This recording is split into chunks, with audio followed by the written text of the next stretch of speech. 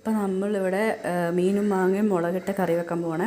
അപ്പോൾ നമ്മൾ ആദ്യമേ ഇത് ഒരു പച്ചമുളക് ഇതൊക്കെ മിക്സായിപ്പോയ പച്ചമുളക് ഒരെണ്ണം, പിന്നെ കുറച്ച് കറിവേപ്പില, 2 തണ്ട് കറിവേപ്പില, കുറച്ച് ചുവന്നുള്ളി, പിന്നെ ഇത് ഒരു മാങ്ങ ഫുള്ള് നല്ല പുളിയുള്ള മാങ്ങ ഫുള്ള് അരിഞ്ഞ് തൊലിച്ചെത്തി ചേർത്തേക്കുന്നതാണ്. ഇത്രയും ഇതിനകത്ത് ഇടുക. അത് കഴിഞ്ഞ് നമ്മൾ ഈ മീൻ അയലയാണെന്ന് തോന്നണം, ഈ മീൻ നമ്മൾ വെട്ടി കഴുകി തലയൊക്കെ എടുക്കുന്നുണ്ട്. ഫുള്ള് ഇതിനകത്തേക്ക് ഇടുക. ചെറിയ മുട്ടയും സംഭവങ്ങളും കാര്യങ്ങളൊക്കെ ഉണ്ട്.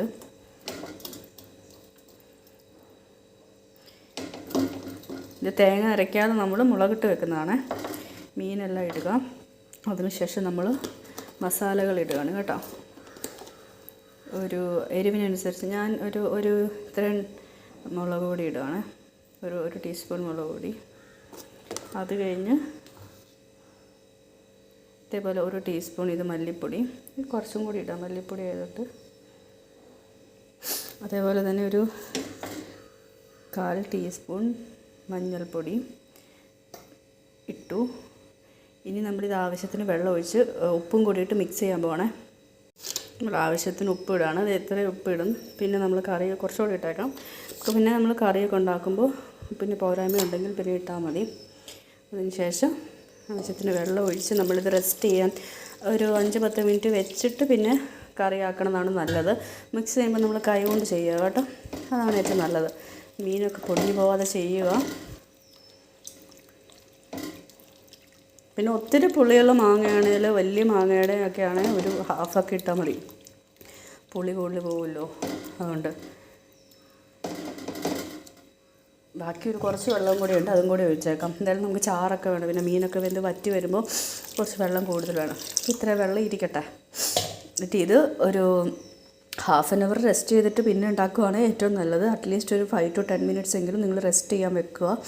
എന്നിട്ട് നമുക്ക് കറി ഉണ്ടാക്കുന്നതിലേക്ക് കടക്കാം. ഇതിവിടെ റെസ്റ്റ് ചെയ്യാൻ ഇരിക്കട്ടെ. അപ്പോൾ നമ്മൾ എടുത്ത് വെച്ച മിക്സ് ഇപ്പോൾ ഒരു അരമണിക്കൂർ കഴിഞ്ഞിട്ടുണ്ട് കേട്ടോ. അത്രയൊന്നും നിങ്ങളെ കൊണ്ട് വെക്കാൻ പറ്റിയില്ലെങ്കിൽ വെക്കണ്ട. ഞാൻ ഒരു അരമണിക്കൂർ വെച്ചു എന്തായാലും.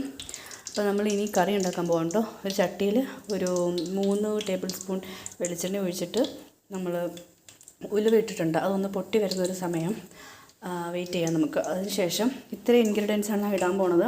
ഈ മാങ്ങ ഓൾറെഡി ഈ നമ്മൾ ചേർത്ത് വെച്ച മിക്സിനകത്ത് ഉണ്ട്. അത് കുറച്ച് നല്ല പുളിയുള്ള ഒരു മാങ്ങയാണ്. ഇത് ഇച്ചിരി പഴുപ്പ് ഉണ്ടല്ലോ, അങ്ങനത്തെ ഒരു മാങ്ങയും കൂടി എക്സ്ട്രാ എടുക്കുന്നത് നല്ലതാണ് കേട്ടോ.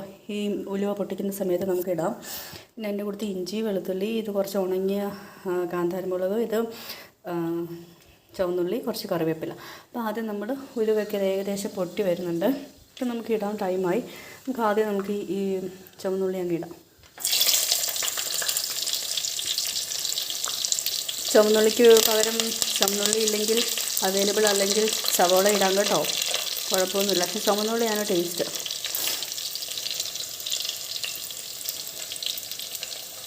അതൊന്ന് മൂത്ത് കഴിഞ്ഞിട്ട് നമ്മൾ അടുത്ത ഇൻഗ്രീഡിയൻസ് ഇടുന്നുള്ളേ. ഇനി ഇതിലേക്ക് ഇത് ഉണങ്ങിയ കാന്താരിമുളക്.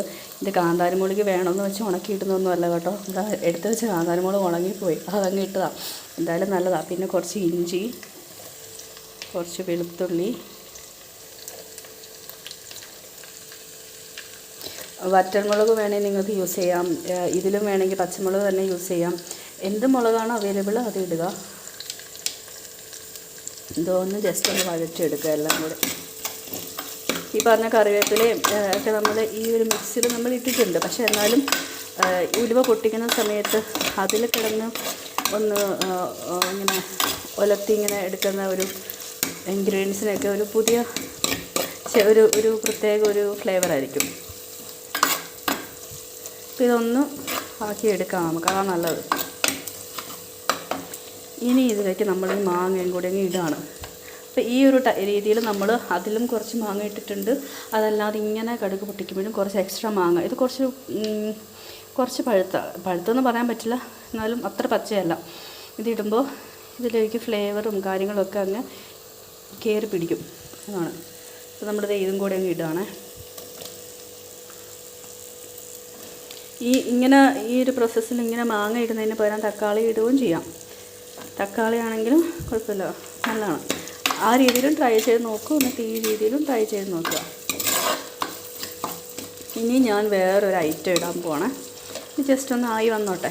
അപ്പോൾ നമുക്കിത് നിങ്ങളിവിടെ കണ്ടില്ലേ, ഇത് ഈ സാധനം, ഇത് ഒരു ക്യാപ്സിക്കം പൗഡറാണ് കേട്ടോ. ഇത് പൊട്ടിപ്പോയി ഇവിടെ, ഇപ്പം ഇച്ചിരി മുന്നേ താനെ വീണതാണ്, പൊട്ടിപ്പോയി. ഇത് ഈ എരിവൊന്നും ഒട്ടും പറ്റില്ലാത്തവർക്ക് യൂസ് ചെയ്യാനുള്ള ഒരു ക്യാപ്സിക്കം പൗഡറാണ്. ഇതിന് പ്രത്യേക ഫ്ലേവർ കിട്ടും. ഇപ്പം മുളക് പൊടിയൊന്നും ഒറ്റും പറ്റില്ലാത്തവർക്ക് ഇതിൻ്റെ കളറും എന്നാൽ അത്ര മുളക് പൊടി, ഇത് ഏകദേശം ഒരു ഇച്ചിരി മധുരമുള്ള മുളക് പൊടി എന്നൊക്കെ വേണമെങ്കിൽ പറയാം. ഇതൊരു കുറച്ചൊരു ഫ്ലേവറിന് വേണ്ടി നമ്മൾ ഇതിനകത്ത് ഇടുകയാണ്. ഇതാണ് സാധനം, പാപ്രിക്ക ഗ്രൗണ്ട് ക്യാപ്സിക്കത്തിൻ്റെ കണ്ട ക്യാപ്സിക്കത്തിൻ്റെ പടം കണ്ട ക്യാപ്സിക്കത്തിൻ്റെ പൗഡറാണ് ഇത്. കണ്ട, ഇതാണ് ഈ സംഭവം. Warm sweet slightly wood capsicum flavour, ഒരു മധുരം എന്നൊക്കെ പറയാം. എത്ര മതി, കുറച്ച് മതി. നല്ലൊരു ഇപ്പോൾ നമ്മൾ ബീഫ് കറി ഉണ്ടാക്കുമ്പോഴാണെങ്കിലും വെജിറ്റബിൾ കറിയോ ഫിഷോ എന്തെങ്കിലും ഉണ്ടാക്കുമ്പോൾ ഇത് കുറച്ചിടുന്നത് നല്ലതാണ്.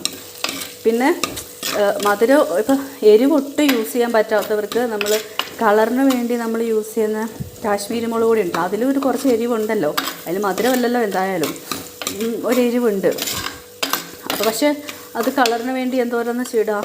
എരിവൊട്ടും കൂട്ടാൻ പറ്റാത്തവരൊക്കെ ഉണ്ടല്ലോ, അൾസറുള്ളവരൊക്കെ. അപ്പോൾ അങ്ങനെയുള്ളവർക്ക് ഇതിട്ട നല്ല കളറും കിട്ടും. എന്നാൽ ആ കറിക്ക് എരിവെന്ന് പറഞ്ഞ സാധനം ഉണ്ടാകത്തില്ല, കളർ മാത്രമേ ഉണ്ടാകത്തുള്ളൂ.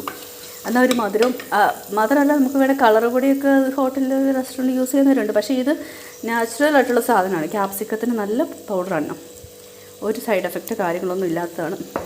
നിങ്ങളിത് ട്രൈ ചെയ്ത് നോക്ക് കേട്ടോ. പക്ഷേ ഇത് സാധനം ഫോറിനാണ്, ഇവിടെയൊക്കെ കിട്ടും. നിങ്ങൾ ട്രൈ ചെയ്ത് സെർച്ച് ചെയ്താൽ മതി. അപ്പോൾ ഇതൊന്ന് വഴണ്ട് വരട്ടെ. ഇപ്പോൾ നമ്മളിതിലേക്ക് കുറച്ച് വെള്ളം കൂടി, ഒരു അര ഗ്ലാസ്സൊക്കെ ഒഴിച്ചാൽ മതി. വെള്ളം കൂടി ഒഴിച്ചിട്ട് ഒരു 5-10 മിനിറ്റ് നേരം അടച്ച് വെച്ചിട്ട് ഈ മാങ്ങയൊക്കെ ജസ്റ്റ് ഒന്ന് വെന്ത് വരട്ടെ. കുറച്ച് അത് മതി.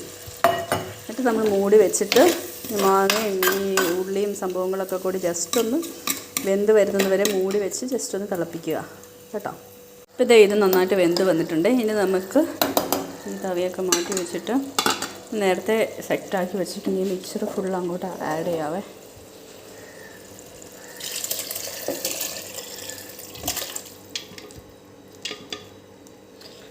ഇനി ഇത് നല്ലതുപോലെ തിളയ്ക്കണം.